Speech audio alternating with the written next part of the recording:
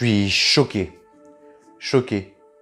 Je m'en remets pas de ce nouveau James Bond. Bonjour à vous les petits cinéphiles, et aujourd'hui une nouvelle sortie ciné avec le dernier film de la grande saga James Bond, Mourir peut attendre. Et on a presque failli mourir à force de l'attendre. Alors avant tout, laissez-moi vous dire que je suis un énorme fan depuis toujours de la saga James Bond.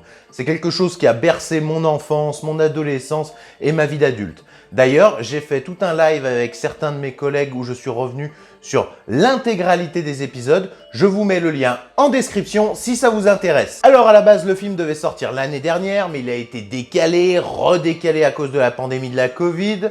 Entre-temps, la MGM a déposé le bilan et actuellement, elle est en train de se faire racheter par Amazon Prime. De plus, à la base, c'était le réalisateur Danny Boyle qui devait réaliser cet épisode, mais il s'est désengagé du projet pour différents artistiques.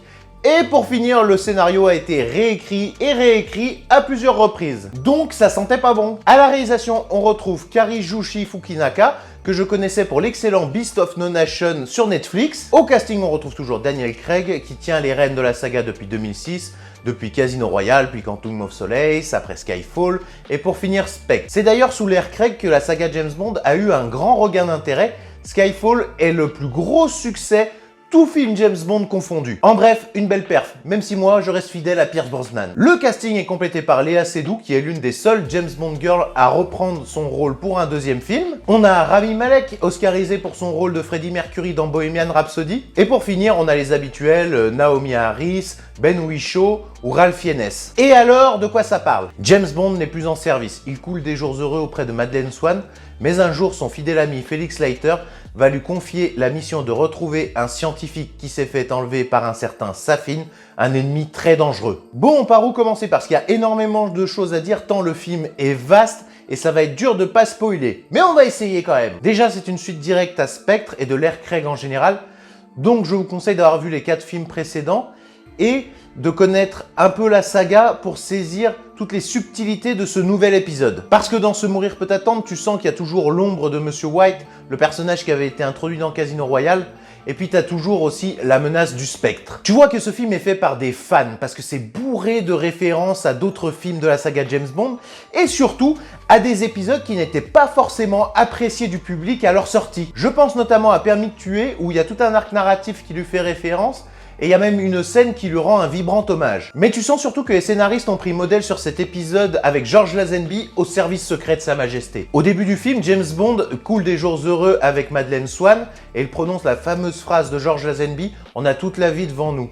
Je pense que le film essaie de rendre James Bond plus humain, plus sensible et un peu de casser cette image de tueur qui enchaîne les conquêtes sans âme et sans cœur. J'ai également noté la présence du thème principal d'Au service secret de Sa Majesté ainsi que de la musique de Louis Armstrong dans ce même film. Et je pense que les gens qui ont travaillé sur le scénario de ce film ont voulu prendre des risques et laisser leur empreinte dans la saga James Bond. Autre point, on savait que le scénario avait été amélioré par une femme afin de développer un peu plus les personnages et que ça corresponde un peu plus aux mœurs de 2021. Et ben je vais vous dire, ça se sent, que ce soit par la présence à l'écran des personnages féminins qui est beaucoup plus importante. J'ai l'impression qu'en fait c'est le James Bond où on le voit le moins. Attention, je dis pas qu'on le voit pas du tout, on le voit presque tout le temps quand même.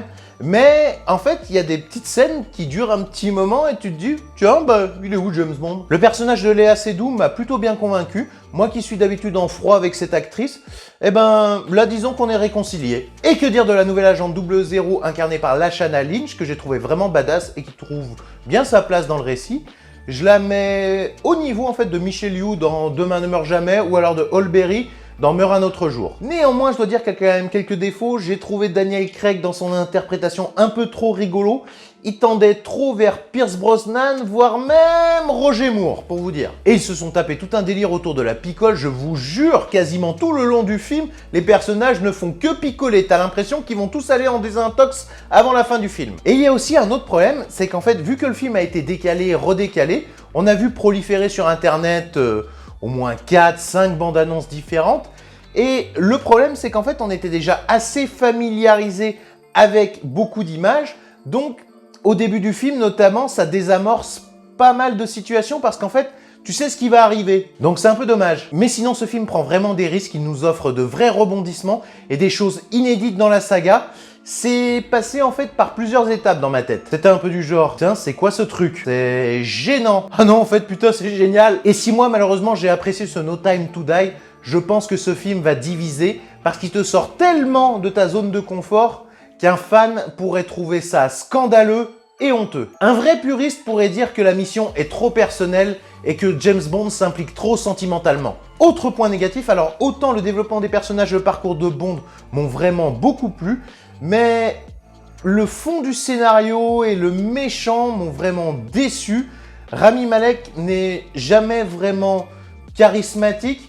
Il n'est pas aussi marquant que d'autres méchants de la saga James Bond. Je ne sais pas si ça vient d'un problème d'interprétation ou d'écriture, ou les deux. Mais bon, j'ai l'impression de vous présenter un drama depuis tout à l'heure. Rassurez-vous, le film a son lot de scènes d'action bien shootées qui mettent bien en valeur Daniel Craig. Il y a de la DB5, ça défouraille à tout va. Je veux dire, niveau action, à mon avis, vous ne serez pas déçus par ce film. Par contre, je n'ai pas trouvé le thème principal très marquant, ainsi que la musique en général dans ce film. En bref, je dois dire que je n'ai pas été déçu du tout par ce Mourir peut attendre.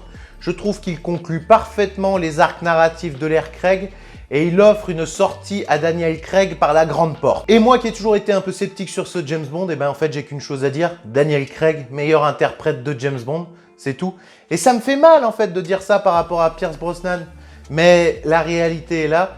J'ai passé tellement un bon moment, je me suis pas ennuyé une seconde et je voulais pas que le film s'arrête. Ce Bond prend des risques et essaie vraiment de nous emmener vers autre chose, mais comme je l'ai dit précédemment, je pense que cette proposition ne plaira pas à tout le monde. Essayez quand même de rester courtois dans les commentaires, n'hésitez pas à liker et à partager.